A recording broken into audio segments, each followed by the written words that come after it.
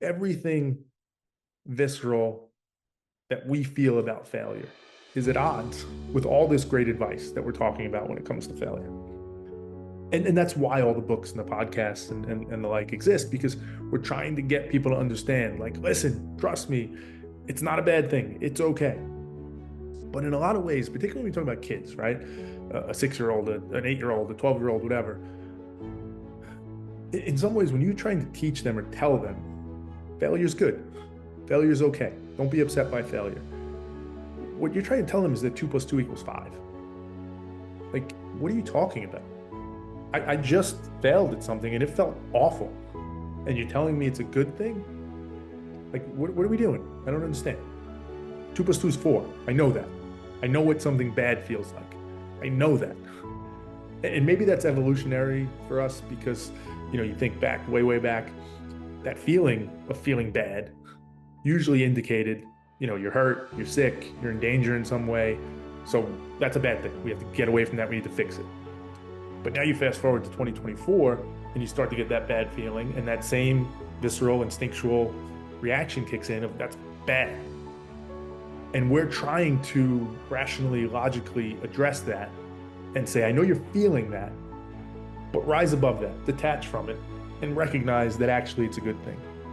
That's really hard. I know it's hard for me at 40 years old to do. I know it's hard for many people.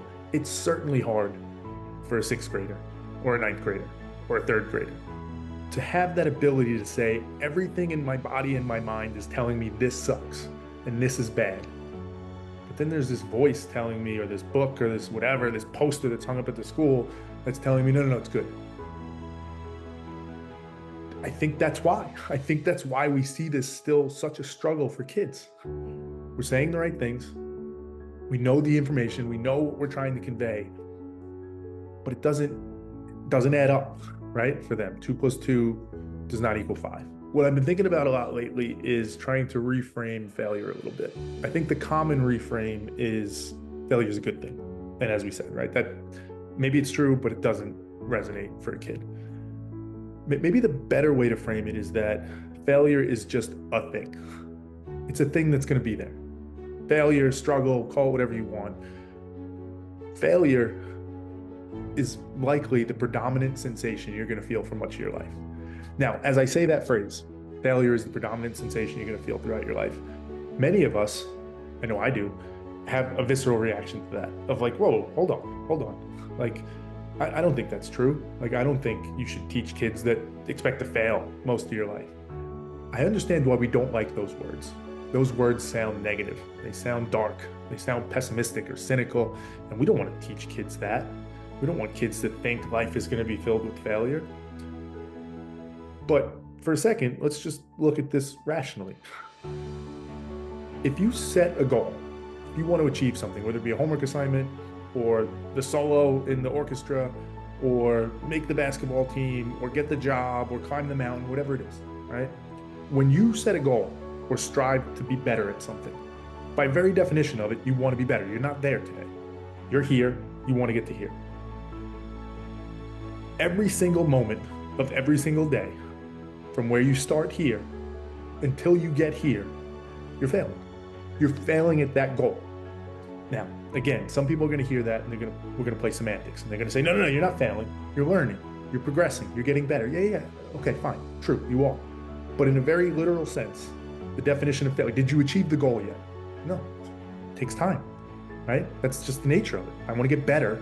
I want to make the basketball team. I need to practice quite until I make the basketball team. In some extent, I'm failing every day. Until I'm able to play the solo on the violin, right? Like maybe I could do 10 seconds of it today, and then a month from now I could do 45 seconds, and then 2 months from now I could do 2 minutes, and then 6 months from now I can actually play it. That's a great story. That's awesome. It's exactly the story we were telling before, where yeah, you fail, you get better, and then you get there. Yeah, awesome. But for a kid on day 1 or day 10, when they're still only playing 30 seconds, they're failing. They're not playing that solo yet. That sounds harsh, maybe. I don't know. Maybe it does. But to me, it's just the reality. There's no value judgment on it. I'm not saying there's something wrong with the kid. I'm not saying they should be upset about it. We have this this reaction to this word failure. And I think that's the problem for our kids. We need to eliminate that. We can't force them to believe it's good. It's great, huh? You can only play 10 seconds. That's awesome. No, it's not. It feels awful. I want to play the whole thing. That's a hard sell. I think what we need to, that's just life. Failure is what you should expect for most of your life. The truest definition of it. Now, how you respond to that failure, how you react to it, how you handle it, all that you have some control over. But at a base level, accept the idea that most of your life is going to be spent failing. That's just the nature of it. When you want to be better at something, until the day that you get better, that you're actually better at it, you're failing every single other day. You have not achieved that thing yet. And if we can get kids and adults for that matter, but let's start with kids, to start to really understand that and buy into it and say, yeah, this is just the process. Like, it's not a good thing or a bad, this is just what it is. I think that's a much healthier mindset around failure. So we have to teach them that, remove that negative connotation. This is just what it is. You shouldn't be upset by it. It's just what it is. You eat a bunch of food, you get full. It's just what it is. You stay up late all night, you're tired. It's just what it is. You read a bunch of books and study a bunch, you gain more knowledge. Just what it is. You practice something that you don't know how to do yet, that you want to achieve, you fail at it until you do it. That point, that the predominant experience they should expect is failure, I think is really important. I think if you set that foundation, when a kid finds themselves doing really challenging homework or trying to learn to play the violin solo, the response in their brain, I think, will start to be different. There's a lot of evolution in history here that has to be overcome. I'm not saying this is going to be easy and every kid will never get frustrated again and they'll just gladly practice all the time and it'll all be, positive and great. No, of course not. There's a lot that goes into this. But I do think teaching them in this way, framing it in this way, gives them a much better chance to have that healthy relationship with failure. Not kind of a toxic positivity like relationship with failure. We're trying to force them to love it. It's great, it's great.